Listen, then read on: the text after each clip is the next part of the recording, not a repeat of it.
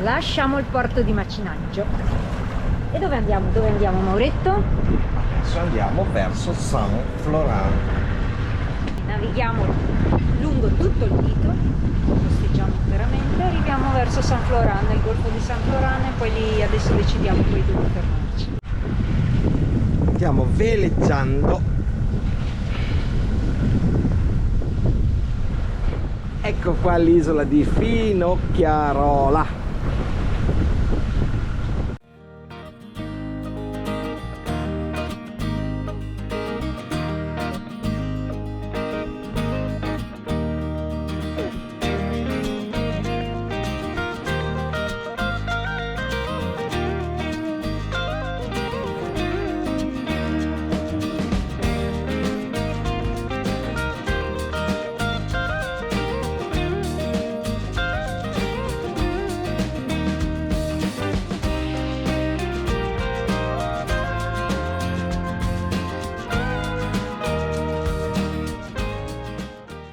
Il passaggio alla Giraglia. Tra una settimana arriverà la regata qua, vero Mauro?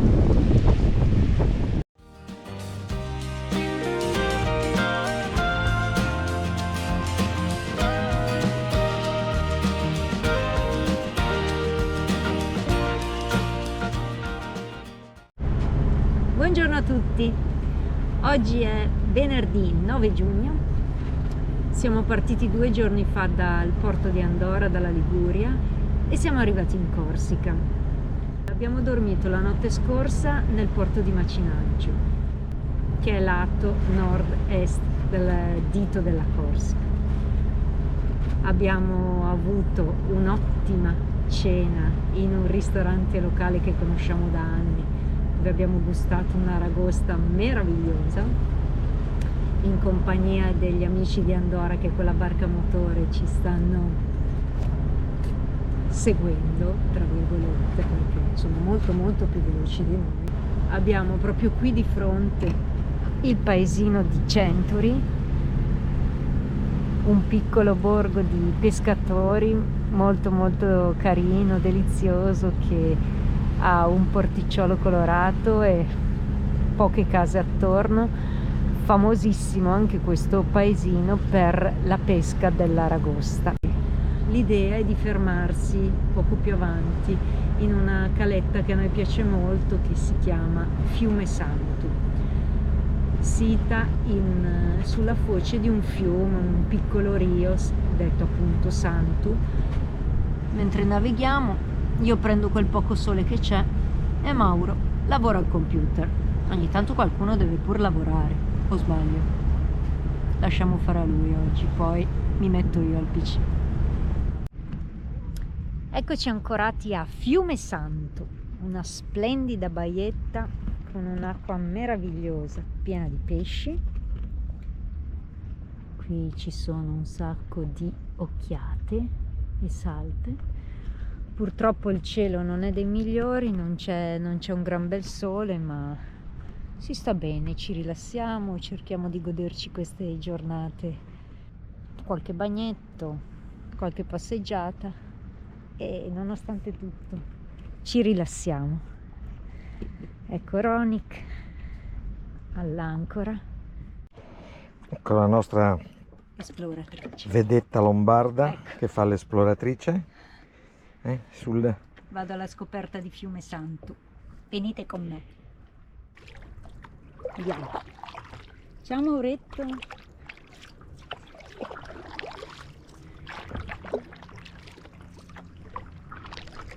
C'è nessuno in spiaggia. C'è una sola barca errata.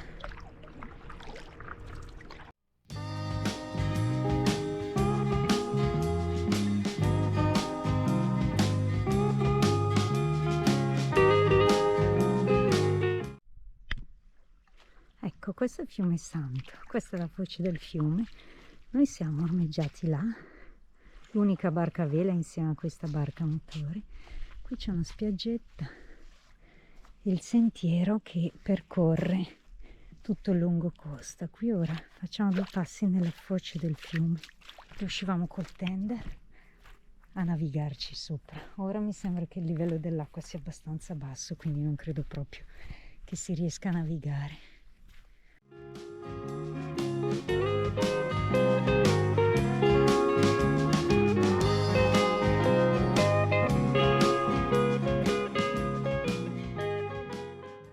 Vado col paddle nell'altra spiaggetta che abbiamo appena superato e poi faccio un bel pezzo di percorso a piedi. Direzione San Florent o Lotu. San Florent non ci sono mai stata, verso Lotu ci sono già arrivata diverse volte, quindi direi San Florent.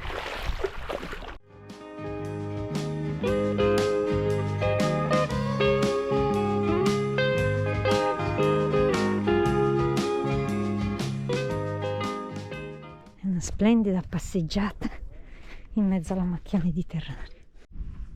Ecco Ronik, solo nella baietta, là.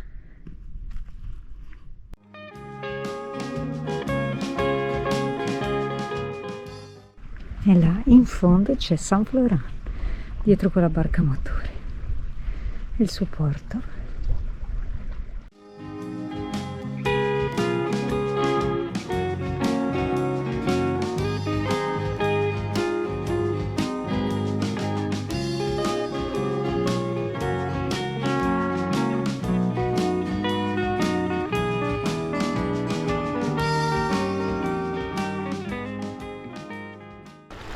Una spiaggetta stupenda, perché qui non l'ho ancora detto, ma nel nord della Corsica quest'area si chiama Désert des Agriats. È un deserto proprio perché non c'è quasi nessuno. Guardate che spiaggia.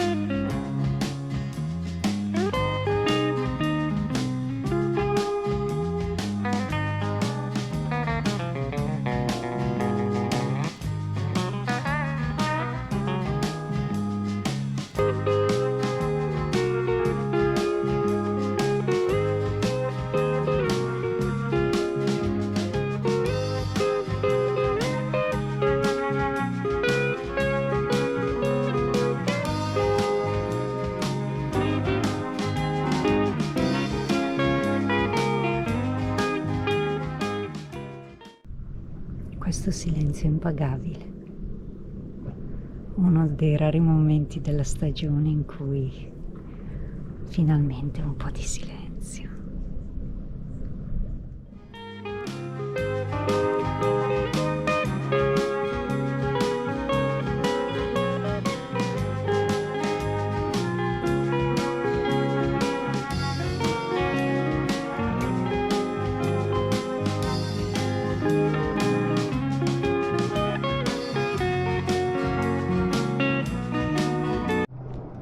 Un'immagine serale della baia di Fiume Santo. Il tramonto è dietro questa collina, quindi solo le nubi e il mare si sono arrossati. In queste situazioni non so se qualcuno si ricorda i nostri video che abbiamo fatto ad Oristano l'anno scorso, nel Golfo di Oristano. Avevamo questi colori del cielo e del mare, che erano veramente belli. Betty è coperta perché la temperatura non è che sia proprio delle migliori. Sono i momenti che ci piacciono e che ci fanno amare una vita in barca a vela. Ci diamo la buonanotte. Io sono in costume, Betty è coperta, io c'ho caldo. Boh. Lei ha freddo. Lei ha freddo, io c'ho caldo, non so cosa dirvi. Comunque Scompensi ormonali. Scompensi ormonali. Scorpensi ormonali. Un bacio a tutti, buonanotte, ci vediamo domani. Lasciamo la baia di Fiume Santo e navighiamo verso Calvi. Attraverseremo il Désert des Agriats. A causa di alcuni imprevisti tecnici non potremo fermarci nel deserto della Griat, ma penso che oggi arriveremo direttamente a Calvi. Punta Mortella con il faro, qua c'è un sub sott'acqua e la bellissima mezza torre. Era questa una torre di osservazione genovese. Una piccola storia che posso dare in questo momento. Quando i genovesi erano in quest'isola, questa era un'isola ricca di legname per riparare le navi, con selvaggina per nutrire gli equipaggi, acqua fresca per rifornire le navi, quindi legname, selvaggina e acqua. Era un'isola ambita, quindi era soggetta spesso a invasioni saracene. Famosissima era la flotta saracena del pirata Dragut, tra cui i genovesi hanno fatto una battaglia, una lotta accanita fino ad arrivare a sconfiggerlo nella sua base del Golfo di Girolata, dove poi i genovesi, essendo uno dei porti migliori della Corsica, porti naturali migliori della Corsica, dove i genovesi hanno impiantato una loro guarnigione, una loro fortificazione, c'è un bellissimo castello, e chiaramente mantenevano la flotta. Ma comunque ancora prima, per evitare queste invasioni, venivano costruite queste torri. Ogni torre, che erano lungo la costa, ne vedeva altre due, cioè una torre prima e una torre dopo, così che con segnali luminosi era facilmente avvisabile la guarnigione, che solitamente era a distanza al porto di Calvi, al paese di Calvi. Le guarnigioni e le flotte genovesi potevano intervenire con una certa celerità perché venivano avvisati da questi segnali luminosi. Quindi la prima torre vedeva l'avvistamento, i segnali luminosi arrivava la seconda arrivava la terza, e così via si arrivava velocemente alle fortificazioni o alle guarnigioni genovesi. Ogni torre aveva 3-4 soldati di guarnigione, l'ingresso era a metà torre, non si poteva salire. In caso di assedio ritiravano la scala e quindi per un po' di tempo potevano resistere con i mezzi dell'epoca agli eventuali assalti. Queste torri erano spesso isolate dal resto del mondo e avevano una loro autonomia. Spesso ci stavano anche delle famiglie, dei soldati con le proprie famiglie, avevano una loro autonomia alimentare, coltivavano degli orti, coltivavano verdura, avevano degli animali per il latte, eccetera eccetera eccetera. Erano un micro paese nei posti più sperduti lungo la costa della Corsica. Tuttora la Corsica ha ancora la testimonianza di numerose di queste torri, alcune integre, alcune visitabili, tipo la torre di Campomoro nel sud della Corsica, altre tipo questa della Mortella semi distrutte. Comunque è una storia che mi faceva piacere poter testimoniare e raccontare. Proseguiamo la navigazione. Qui abbiamo la plage de Loto.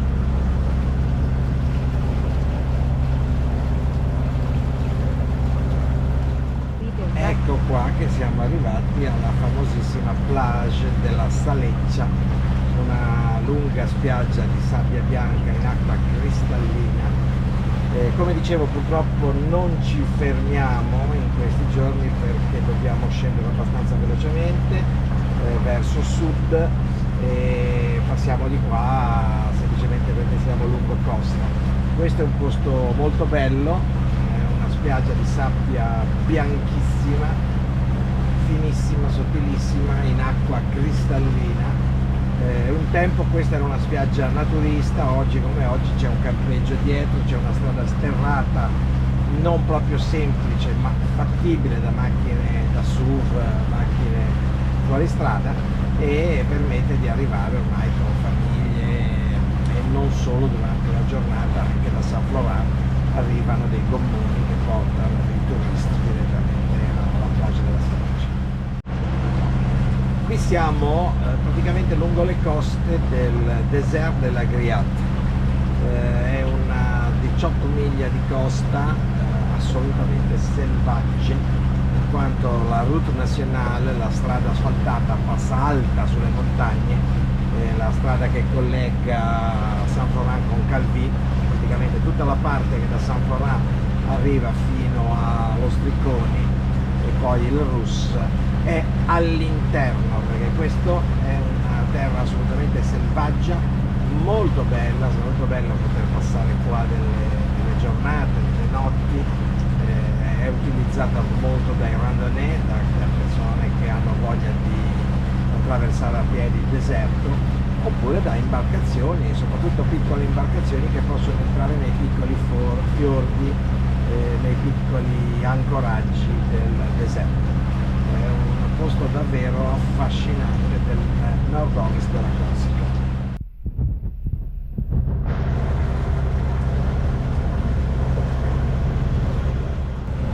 Ci sono altre piccole calette molto carine nelle quali noi spesso ci fermiamo. Sono deliziose, non facilmente raggiungibili da terra in quanto bisogna camminare per parecchio tempo, le strade sono strade, sentieri sono sterrati e spesso inaccessibili con l'auto, quindi bisogna camminare parecchio, ma essendo proprio isolati con poca gente sono molto belli.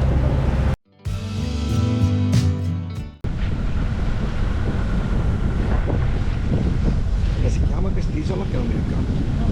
Ah, sta qui cancella le cose.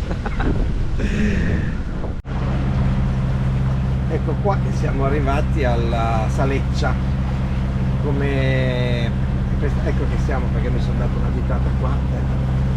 Ecco qua che siamo arrivati alla spiaggia, la plage della Saleccia, famosissima. Ecco qua.